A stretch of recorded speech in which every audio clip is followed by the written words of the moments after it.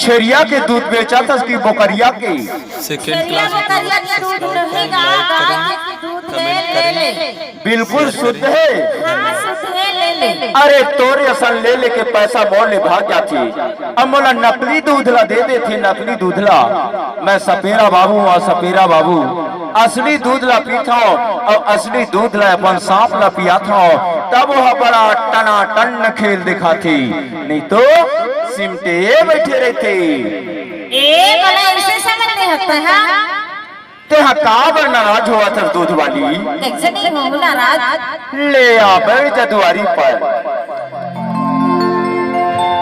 दूध ले ले परदेसी बाबू तोरे गायो दूध ले ले। दूध ले ले परदेसी बाबू तोरे गायो दूध ले। दूध ले हूँ अनगे तुरी मोरे गावाए दूध ले हूँ। हाँ दूध ले हूँ अनगे तुरी मोरे गावाए दूध ले हूँ। दूध ले ले परदेसी बाबू तोरे गायो दूध ले ले। दूध ले ले परदेसी बाबू तोरे गायो दूध ले ले। थोड़ा कम चिकन देना, थोड़ा कम चिकन देना, फिर मैं दूध ले हूँ, दूध ले हूँ। आहा दूध वाली। दूध ले हूँ अनगे टोरी मोरे गावाए दूध ले हूँ।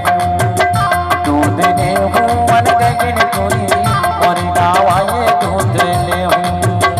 दूध ले ले परदेसी बाबू तोरे गायो दूध ले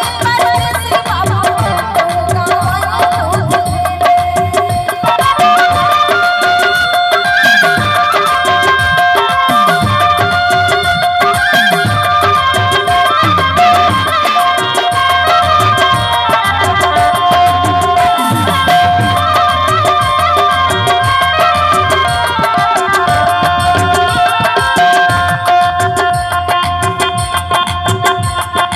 ए दूध वाली, अरे तोर दूध के भाव ला बताना। सस्ता है फल महंगा है? अबर सस्ता है ना ले ले। अबर सस्ता है।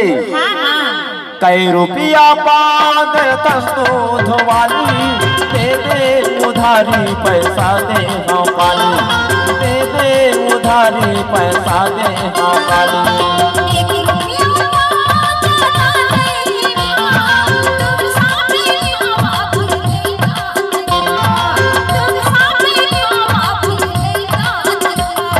कई रुपया बाद दूध वाली, कई रुपया बाद दूध वाली दे दे उधारी पैसा दे हो काली। दे दे उधारी पैसा दे हो काली।